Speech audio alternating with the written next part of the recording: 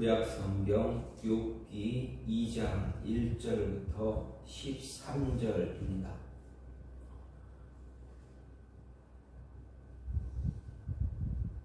또 하루는 하나님의 아들들이 와서 여호와 앞에 서고 사탄도 그들 가운데 와서 여호와 앞에 서니 여호와께서 사탄에게 이르시되 내가 어디서 왔느냐? 사탄이 여호와께 대답하여 이르되 땅을 두루돌아 여기저기 다녀왔나이다. 여호와께서 사탄에게 이르시되 내가 내 종 욥을 주의하여 보았느냐? 그와 같이 온전하고 정직하여 하나님을 경외하며 악에서 떠난 자가 세상에 없느니라. 내가 나를 충동하여 까닭없이 그를 치게 하였어도 그가 여전히 자기의 온전함을 굳게 지켰느니라. 사탄이 여호와께 대답하여 이르되 가죽으로 가죽을 바꾸오니 사람이 그의 모든 소유물로 자기의 생명을 바꾸올지라. 이제 주의 손을 펴서 그의 뼈와 살을 치소서. 그리하시면 틀림없이 주를 향하여 욕하지 않겠나이까? 여호와께서 사탄에게 이르시되 내가 그를 내 손에 맡기노라. 다만 그의 생명은 해하지 말지니라. 사탄이 여호와 앞에서 물러가서 욥을 쳐서 그의 발바닥에서 정수리까지 종기가 나게 한지라. 욥이 제 가운데 앉아서 질그릇 조각을 가져다가 몸을 긁고 있더니 그의 아내가 그에게 이르되 당신이 그래도 자기의 온전함을 굳게 지키느냐? 하나님을 욕하고 죽으라. 그가 이르되 그대의 말이 한 어리석은 여자의 말 같도다. 우리가 하나님께 복을 받았은즉 화도 받지 아니하겠느냐 하고 이 모든 일에 욥이 입술로 범죄하지 아니하니라. 그때 욥의 친구 세 사람이 이 모든 재앙이 그에게 내렸다 함을 듣고 각기 자기 지역에서부터 이르렀으니 곧 대만 사람 엘리바스와 수아 사람 빌답과 나아마 사람 소발이라. 그들이 욥을 위문하고 위로하여 하려 서로 약속하고 오더니 눈을 들어 멀리 보매 그가 욥인 줄 알기 어렵게 되었으므로 그들이 일제히 소리질러 울며 각각 자기의 겉옷을 찢고 하늘을 향하여 티끌을 날려 자기 머리에 뿌리고 밤낮 7일 동안 그와 함께 땅에 앉았으나 욥의 고통이 심함을 보므로 그에게 한마디도 말하는 자가 없었더라. 아멘.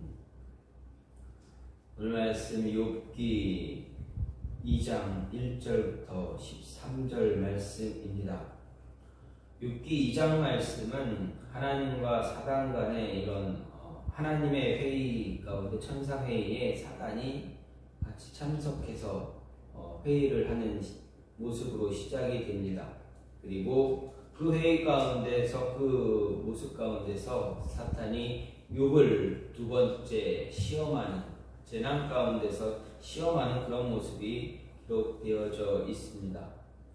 먼저 1절부터 6절 말씀을 보면 하나님과 사단 간의 두 번째 회의에 대한 이야기로 시작이 됩니다.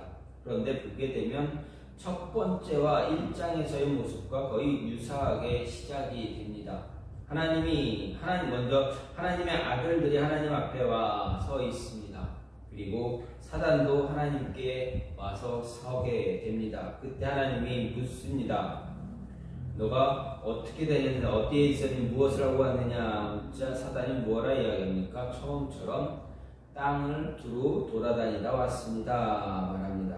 그때 하나님이 다시 한번 사단에게 자신의 종 하나님의 사람 욥에 대해서 칭찬을 합니다. 너 욥을 너가 원했던 대로 시험해 보았는데 그를 잘 보았느냐? 그는 너의 시험을 통해서도 그가 나를 욕하거나 나를 저주하지 않았다. 그의 미친앙이 그의 경건한 모습은 결코 변하지 않지 않았느냐? 라고 이렇게 이야기하십니다. 하지만 그때 사단은 어떻습니까? 하나님이 욥을 인정했음에도 불구하고 물러서지 않습니다.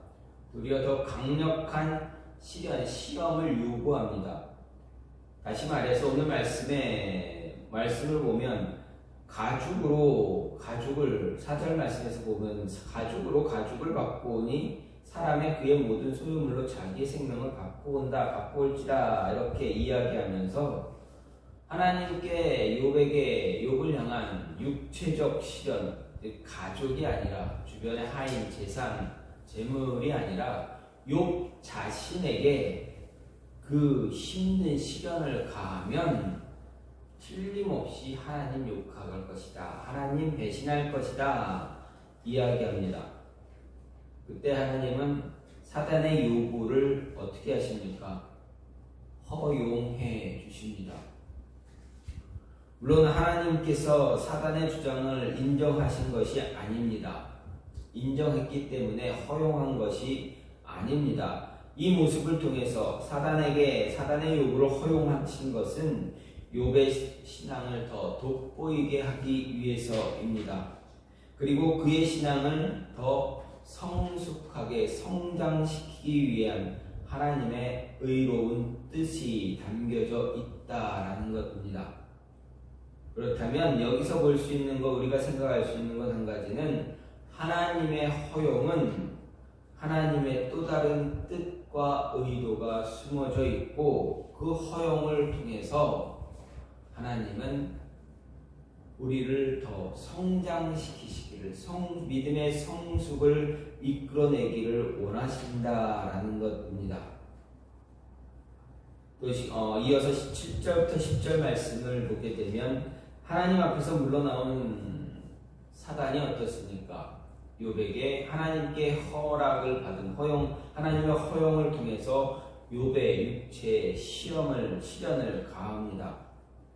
발바닥부터 정수리까지 어떻게 합니까? 종기가 나게 합니다. 종기가 나서 어쩔 수 없이 제 가운데 앉아서 질그릇 조각을 가지고 온몸을 긁게 됩니다. 개역 한글에서는 이 질그릇 조각을 기와 조각이다라고 이야기하기도 합니다. 어쨌든 이 질그릇 조각으로 끊임없이 몸이 가려워지니 끊임없이 긁게 됩니다. 여러분, 손으로 몸을 긁게 되면 얼마나 아픕니까? 그냥 살살 긁는 것도 아니고 너무 간지러워서 좀 세게 긁다 보면 몸에 상처도 납니다. 아프게 됩니다. 그런데 그것 때문에 그것을 손으로 긁는 것이 이제 시원하지 않아서 이런 깨진 질그릇 조각 같은 걸로, 기와 조각 같은 걸로 몸을 긁는다 생각해 보십시오. 그 몸이 얼마나 상처투성이고 얼마나 아프겠습니까? 그 긁어대는 그 모습 때문에 온몸에 상처가 나 있고 얼굴이고 몸이고 손이고 다리고 다 이렇게 상처가 나 있는 그 모습을 바라본다면 바라보는 사람의 마음이 얼마나 아프겠습니까? 얼마나 힘들겠습니까? 이런 모습으로 욥이 자신의 모습을 긁게 됩니다. 긁고 있습니다. 그런데 욥의 마음을 더 힘들게 하는 모습이 7절부터 10절 사이에 나타났는데 9절 말씀을 보면 어떻습니까? 욥의 아내가 등장합니다. 딱 2번, 그러니까 욥기 2장 9절 딱 한 절에서 욥의 아내가 등장합니다. 그리고 그 이후로는 또 욥의 아내는 등장하지 않습니다. 등장해서 어떻게 합니까? 뭐라 이야기합니까? 당신이 그래도 자기 온전함을 굳게 지키느냐? 하나님을 욕하고 죽으라. 생각해 보십시오. 아들과 딸을 잃은 어머니입니다. 얼마나 마음의 상처가 크겠습니까? 얼마나 힘들겠습니까? 모든 재산을 다 잃은 것보다 아들과 딸들을 잃어버린 그 어머니의 마음은 돌이킬 수가 없을 것입니다. 너무 힘들어서 이 욥의 아내도 욥에게 탄식을 하며 이야기합니다. 그냥 하나님 욕하고 그냥 끝내라, 더 죽으라. 이게 얼마나 답답하면, 얼마나 안타까우면, 얼마나 힘들면 자신의 남편에게 이러한 말을 건네겠습니까? 하지만 욥은 어떻습니까? 아내의 마음을 모르지 않는 그 욥은 그래도 하나님을 욕할 수 없다. 하나님께 화를 낼 수 없다. 주신 것도 하나님이고 거저가시는 것도 하나님이고 하나님께 복도 받았음도 화를 받아도 이상하지 않지 않느냐. 하나님이 주신 것 하나님이 가져가시고 아무 문제 없지 않느냐라고 자신의 아내에게 아내를 설득하고 아내를 위로합니다. 어쨌든 이런 모습, 사단은 어떻습니까? 욥의 신앙이 기복적일 것이다 라고 했지만 욥의 신앙은 기복적이지 않습니다. 변함이 없습니다. 그리고 마지막으로 11절부터 13절 말씀을 보게 되면 욥의 친구들이 등장을 하게 됩니다.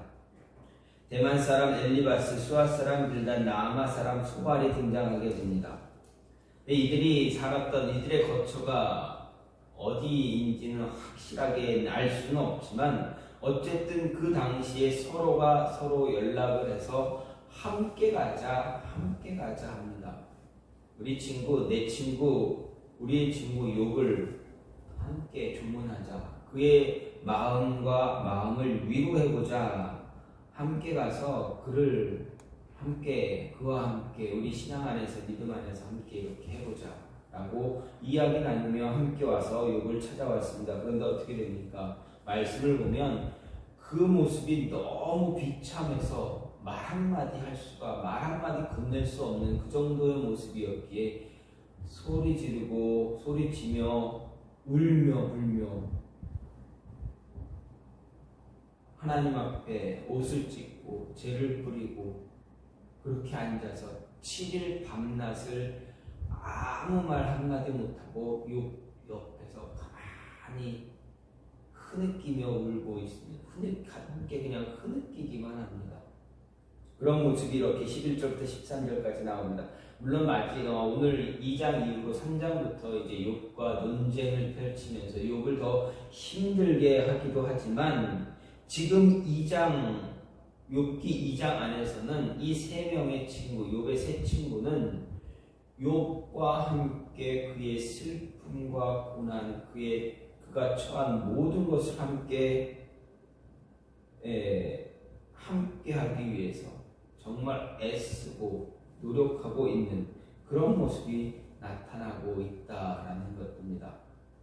이런 오늘 말씀, 이 2장의 말씀을 이렇게 보면서 생각해 볼 수 있는 것은, 하나님이 말씀하시는 것은 하나님께서 욥을 시험하는 것을 허용하셨을지라도 그 시험 가운데서 흔들리지 않고 자신의 신앙, 자신의 믿음을 지켰던 그 욥을 보면서 얼마나 기뻐하셨는가 하는 것입니다.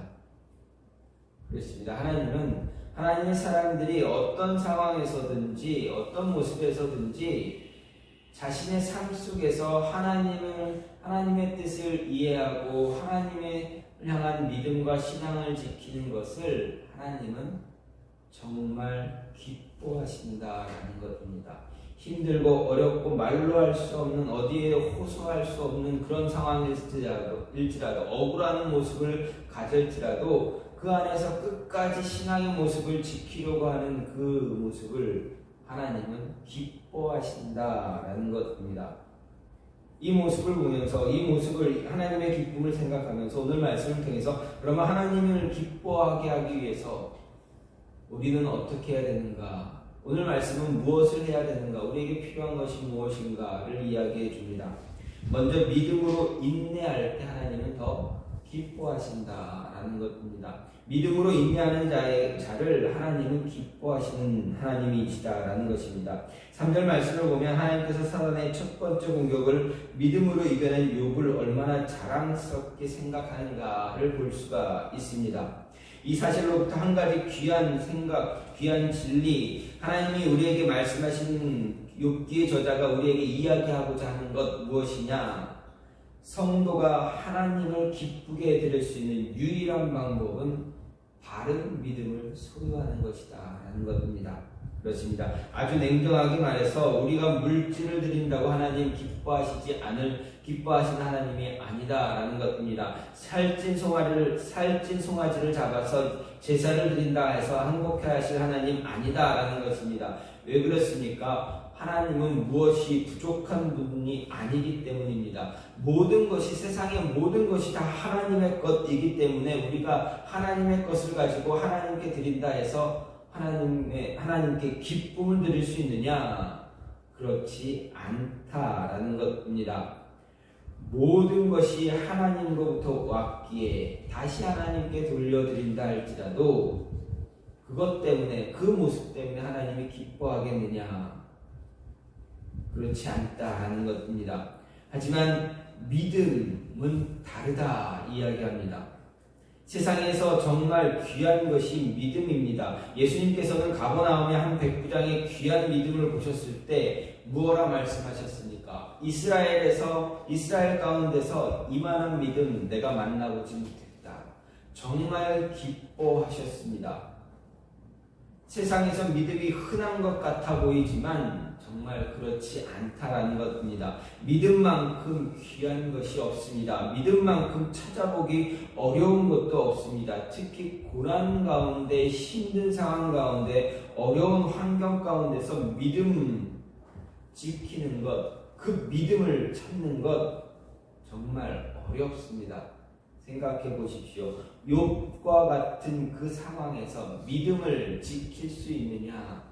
목숨이 왔다 갔다 하는 그 상황에서 과연 믿음 지킬 수 있느냐? 지킬 수 있는 그 믿음 쉽게 찾을 수 있느냐? 그렇지 않다라는 것입니다. 정말 믿음이 좋은 하나님의 사람들도 역경의 바람이 한번 불고 나면 언제 그랬냐는 듯이 쉽게 돌아설 때가 참 많습니다. 그래서 하나님께서는 믿음을 지키는 성도들을 귀하게 보고 기뻐하신다라는 것입니다. 따라서 우리는 하나님께 다른 것을 드림으로 기쁘게 하려 하기보다는 믿음을 드려서 하나님께 기쁨을 드릴 수 있는 그 모습이 더 바람직하고 그 모습이 더 소중하다라는 것입니다. 그렇다고 해서 무조건 물질을 드리는 것 그거 나쁜 것이다 라고 말할 수 있는 것도 아닙니다. 이 물질을 드려도 믿음으로 드려야 한다. 믿음 안에서 하나님께 드려야 한다라는 것입니다. 물질이 하나님께 드려지는 예물이 주가 되지 않습니다. 그것을 드리는 사람의 마음, 믿음이 더 중요하다라는 것입니다. 그래서 구약 성경 마지막 선지서들을 보게 되면 하나님이 무엇라 이야기합니까? 이스라엘과 유다가 망할 때 하나님이 선지자들을 통해서 무엇라 이야기합니까? 너희들이 아무리 나에게 재물을 가져와서 제사를 드리고 아무리 나에게 많은 것을 드린다 할지라도 나는 그것을 하나도 받지 않겠다. 아무리 너희들이 가지고 올지라도 나는 그거 받는 것 원치 않는다. 정말 너희가 나에게 드려지는 그 예물 정말 역겹다라고 말씀하신 것이 하나님이시다라는 것입니다. 왜 그렇습니까? 왜 이스라엘 백성들, 하나님의 백성들이 하나님께 드리는 그 예물, 제사의 예물들을 하나님은 왜 거부하신 것입니까? 그들의 마음, 그들의 믿음이 빠졌기 때문에 그렇습니다. 이스라엘 백성들의 믿음, 그들의 마음이 하나님을 향한 마음, 하나님을 사랑하는 마음, 하나님을 신뢰하는 그 마음, 그런 모습이 빠져 있었기 때문에, 없었기 때문에 하나님께서는 원하지 않는다라고 분명하게 이야기하신 것입니다. 그렇습니다. 하나님께 가장 기쁨을 드릴 수 있는 방법은 믿음을 드리는 것입니다. 믿음을 보여드리는 것입니다. 그럼 이러한 하나님이 기뻐하는 이 믿음을 보여드리기 위해서 우리는 어떻게 해야 됩니까? 오늘 말씀에서 같이 요구되어지는 것이 무엇입니까? 인내입니다. 믿음을 간직하기 위해 필요한 것이 인내입니다. 다시 말해서 믿음을 더 돋보이게 하는 것이 인내다라는 것입니다. 그래서 4절 말씀을 보면 사단이 욥에 대해서 하나님의 칭찬에 대해서 사단이 이렇게 반박합니다. 가죽으로 가죽을 바꾸오니 사람이 그 모든 소유물로 자기의 생명을 바꾸올지라 이렇게 말하면서 이제 주의 손을 펴서 그의 뼈와 살을 치소서 말합니다. 무슨 말입니까? 가죽으로 가죽을 바꾼다. 정말 무슨 말인지 해석하기 참 난해한 구절이지만 상징적인 의미로 보면 인간이 자신의 가장 소중한 생명을 보존하기 위해 모든 것을 버리듯이 욥이 외형적 가죽인 재산과 자식을 버리고 내면적 가죽인 자신의 생명을 보존했다라는 의미로 볼 수 있다라는 것입니다. 사단의 논리가 바로 이렇습니다. 겉으로 보여지는 그 재산, 그 가죽과 이제 내면적인 육체적인 그 가죽을 바꾸면 하나님을 욕할 것이다, 저주할 것이다, 하나님을 버릴 것이다 라는 것입니다. 즉 지금은 가족, 자녀들, 재산들로 그랬지만 자신의 몸을 힘들게 하면, 고통스럽게 하면 분명 하나님 외면할 것입니다. 자기의 목숨이 아직 위협받지 않았기 때문에 그냥 겉으로 그렇게 보이려고 하는 것 아닙니까? 라는 것이 사단의 논리입니다. 그러나 하나님은 어떻습니까? 사단의 논리를 인정해 주신 것입니까? 아니면 욥의 신앙을 더 믿고 그 신앙을 더 기뻐하시는 것입니까? 그의 믿음을 더 기뻐하시는 것입니까? 하나님은 사단의 논리를 인정하는 것이 아니라 욥의 신앙, 욥의 믿음, 그것을 더 잘 알고 계셨기에 사단의 이런 논리에도 허용하시는, 그의 요구를 허용하시면서 욥의 믿음을 더 드러내주고 계시다라는 것입니다. 우리는 분명히 알아야 합니다. 이런 모습들 욥에게만 있는 것이 아니라 성경의 많은 신앙의 위인들에게도 다 있었던 모습들입니다. 요셉에게도, 다니엘에게도, 모르드게에게도, 예수님에게도, 사도들에게도 모두 그들이 다 겪었던 일들입니다. 오해와 불이익 그리고 박해를 받으면서도 한결같이 묵묵히 믿음을 지켜냈던 사람들입니다. 이런 상황들을 모두 감내하면서 하나님이 모든 억울한 누명 벗겨주고 제자리로 돌려줄 것이다 라고 굳게 믿으며 끝까지 참아냈습니다. 누군가를 찾아가 자신을 변명하고 설명함으로 인해서 오해 누명 풀려고 애쓰지 않았다라는 것입니다. 따라서 우리 역시도 억울한 일을 당했다 할지라도 감정을 폭발시키기보다는, 억울함 호소하기보다는 참고 인내하며 믿음을 지키는 것, 그것이 더 소중하다. 하나님은 그것을 더 기뻐하신다라는 것입니다. 믿음을 지킬 수 있는 모습, 인내하며 참고 기다릴 수 있는 그 믿음을 간직한 모습, 하나님이 기뻐하신다. 따라서 하나님께 기쁨을 드리기 위해서 이런 모습 우리는 가져야 한다라는 것입니다. 또 한 가지 무엇입니까? 신앙의 인격이 온전할 때 하나님은 기뻐하신다라는 것입니다. 10절 말씀을 보면 이 한 절에서 말이라는 단어가 2번 사용되어집니다. 또 입술이라는 말이 1번 사용되어집니다. 이렇게 볼 때 10절의 주제가 무엇인가 보게 되면 바로 말입니다.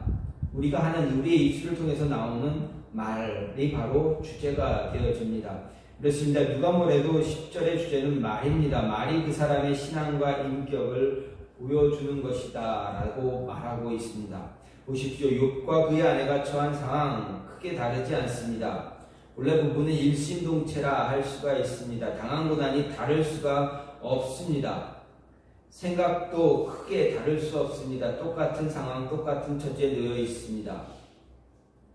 어떻게 보면 욥보다 욥의 아내가 당한 상황이 더 힘들 수 있습니다. 왜 그렇습니까? 자녀를 잃은 어머니의 마음은 똑같겠지만 자기 배가 아파서 낳은 자녀를 잃은 어머니의 모습은, 남자의 모습은 또 다른 아픔입니다. 오히려 그 아픔이 더 클 수 있습니다.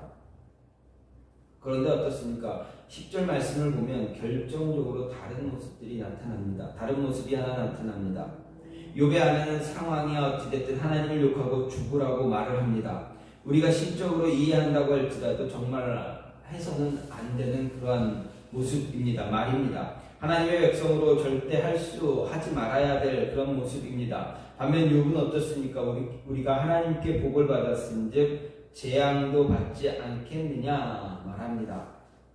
결국 이런 모습, 이런 사실에서 어리석은 자, 믿음이 연약한 사람은 입에서 어리석은 말, 불신앙의 말이 튀어나올 수밖에 없고, 바른 신앙의 사람은 그 입에서 바른 신앙의 말, 교양 있는 말이 나온다라는 것을 볼 수가 있습니다. 그렇습니다. 그 사람의 신앙이 순수하고 깨끗한데 입에서는 더러운 말, 부정적인 말, 원망과 불평의 말이 쏟아져 나오는 경우 없다라는 것입니다.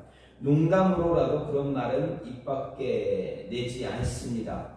또 반대로 그 안에 바른 신앙의 인격이 갖춰지지 않은 사람이 교양 있는 말, 은혜의 말, 경건한 말 하는 경우 없습니다. 겉으로 보이기 위해서 조금은 할 수 있을지라도 그게 지속되지 못한다라는 것입니다. 참된 신앙이 갖추어져 있지 않은 사람, 말을 함부로 하게 됩니다. 말을 교양 있게 하는 법을 알지 못합니다. 흉내를 내기도 하겠지만 어디까지나 가끔 간혹이다라는 것입니다. 대부분의 말은 불신앙의 언어고 교양이 없는 언어를 사용합니다. 특히 오늘 본문과 같은 아주 특별한 고난이나 부조리한 그런 억울한 일을 당하면 그런 모습이 더 두드러지게 된다는 것입니다. 그래서 우리는 자신이 어떤 사람인지 알고자 하면 자신의 평소 언어를 돌아보면 됩니다. 더 확실히 알고자 한다면 극한 상황, 억울한 일 당했을 때 자신이 어떤 말을 하고 있는지를 보게 되면 틀림이 없다라는 것입니다. 그때 우리의 언어가 그리스도의 교양으로 가득한지, 극한 상황 속에서도 말이 소금치듯 하며 은혜로운지 살펴보아야 합니다. 만일 그렇다면 진실한 그리스도이냐 할 수가 있습니다. 하나님을 기쁘게 하는 하나님의 자녀, 성도다 이야기할 수가 있습니다. 하지만 반대로 말에 실수가 많고 부정적인 말들이 쉽게 나온다면 자신의 신앙이 바른지 스스로 다시 돌아볼 수 있는, 재고해 볼 수 있어야 하는 것입니다. 자신이 아직 멀었다는 것을 스스로 감지해야 합니다. 따라서 우리는 먼저 말부터 훈련하는 사람, 그런 모습, 우리의 입을 훈련하는 그런 모습 가져야만 합니다. 훈련을 거듭해야 합니다. 내 힘으로 안 되는 것을 성령의 힘을 받아서, 성령의 도움을 받아서 그러한 훈련을 끝까지 해 나가야 합니다. 그래서 입술에 파수꾼을 세울 수 있는 그런 모습 갖고 은혜로운 말, 거룩한 말, 긍정적이고 건설적인 그런 말이 나올 수 있도록 강구할 수 있는 자 되어줘야 합니다. 이런 모습을 가질 때 하나님은 우리를 보시고 기뻐하신다. 마지막으로 슬퍼하는 자에게 위로자가 되어줄 때 하나님은 또한 기뻐하십니다. 믿음 안에서, 신앙 안에서 위로하는 자 될 때 하나님은 기뻐하시는 하나님입니다. 11절부터 13절 말씀을 쭉 보게 되면 욥의 세 친구가 욥을 찾아옵니다. 그들은 각기 다른 곳에서 살았습니다. 그렇지만 다른 곳에 살았지만 욥의 소식을 듣고 어떻게 합니까? 서로 연락을 취해서 욥에게 찾아왔습니다. 욥의 친구들이 욥을 진정으로 사랑했다. 그를 얼마나 그와 얼마나 가까웠는가, 그를 얼마나 귀하게 생각했는가 이런 것을 알 수 있는 그런 모습입니다. 또 그들의 행동을 보면 슬퍼하는 자와 함께 슬퍼 슬퍼할 줄 아는 사람들의 모습임을 알게 됩니다. 그들은 고통을 당한 욥의 곁을 말없이 지켜줍니다. 정말 비탄에 빠진 욥에게 조금이나마 위로를 주려고 노력합니다. 함부로 입을 열어 욥을 위로하려고 하지 않습니다. 그들은 비록 이후에 2장 이후 3장부터 욥과의 변론 과정에서 욥을 정죄하고 욥에게 더 큰 고통을 가져다 주기는 했지만 처음 욥을 만났을 때 욥의 고난에 대한 소식을 들었을 때 욥에게 달려와서 그의 슬픔에 동참했음을 볼 수가 있습니다. 여기서 욥의 친구들이 욥을 위로 방문한 것은 당연한 일이 아니냐라고 생각할 수 있지만 그렇게 당연하다라고만 생각할 수는 없습니다. 잠언 19장 4절 말씀을 보면 재물은 많은 친구들을 더하게 하나 가난한 즉 친구가 끊어진다라고 말하고 있기 때문에 그렇습니다. 이 말씀이 의미하는 것처럼 흔히 세상 사람들은 누가 힘있고 권력이 있으면 자주 찾아가 사귀려고 합니다. 함께 하려고 합니다. 하지만 일단 힘을 잃고 나면 어떻습니까? 언제 그랬냐는 듯이 등을 돌려버립니다. 뒤도 돌아보지 않습니다. 이런 말이 있습니다. 정승집 개가 죽으면 문전성시를 이루어도 정승이 죽으면 찾는 이가 없다라는 말입니다. 세상 사람의 생각이란 언제나 이렇습니다. 하지만 욥의 친구들 어떻습니까? 그런 모습이 아니었습니다. 그들은 욥이 부유하고 힘이 있을 때 사귀었지만 욥이 모든 것을 잃은 후에도 그를 버리지 않았습니다. 그들은 욥에게 힘을 주고자 욥을 위로하고자 그러했습니다. 유유상종이라는 말이 있습니다. 끼리끼리 어울린다라는 말이 있습니다.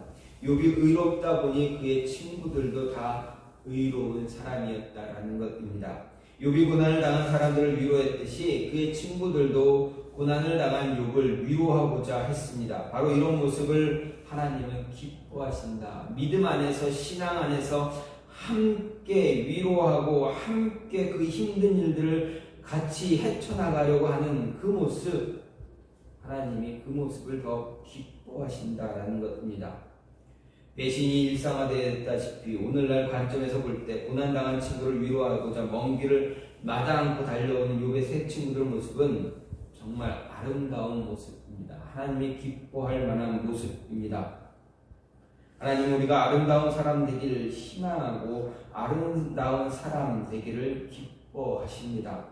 왜 그렇습니까? 아름다운 사람의 내면에는 힘들고 고통스러워하는 사람들에게 믿음으로 신앙으로 위로하는 내면적인 아름다움이 존재하기 때문에 그렇습니다.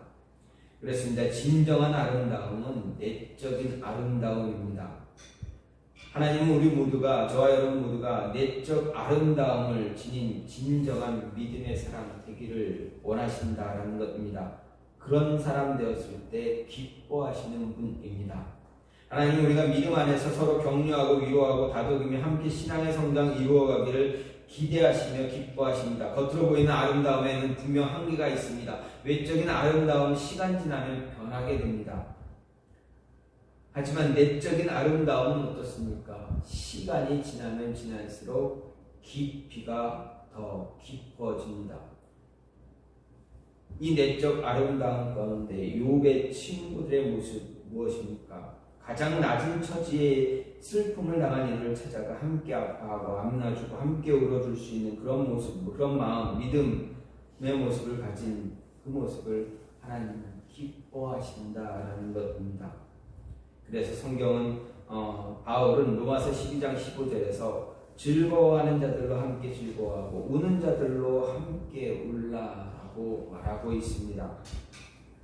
하나님이 기뻐하는 자, 외적인 아름다움에 빠진 자가 아니라 내적인 아름다움, 즉 믿음의 성장, 성숙한 믿음을 갖기 위해서, 성장된 믿음 갖기 위해서 끊임없이 노력하고 또 힘들고 어려운 자들을 찾아가 위로하고 격려하고 믿음으로 이끌어 주길 원하는 자, 인도하는 자, 그러한 사람, 함께 슬퍼하고 위로할 줄 알고 격려하고 권면할 줄 아는 그러한 사람, 그러한 자를 하나님께서 기뻐하신다라는 것 잊지 말아야 합니다.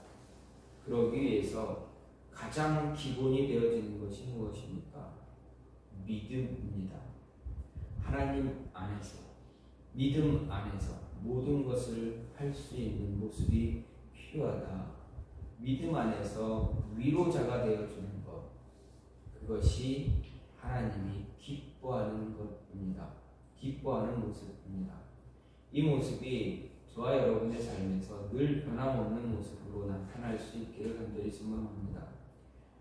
하나님이 기뻐하시는 모습이 어떤 모습인가? 예수 그리스도를 구주로 영접해서 그 앞에 나와 무릎 꿇고 회개하며 기도하는 모습, 그 모습을 기뻐하십니다. 그리고 그 모습을 잃어버리지 않기 위해서 인내하며 믿음으로 살아가는 모습 기뻐하신다. 그리고 위로자가 되어주는 모습 기뻐하신다. 신앙의 인격이 바르게 세워진 자를 기뻐하신다라는 것입니다.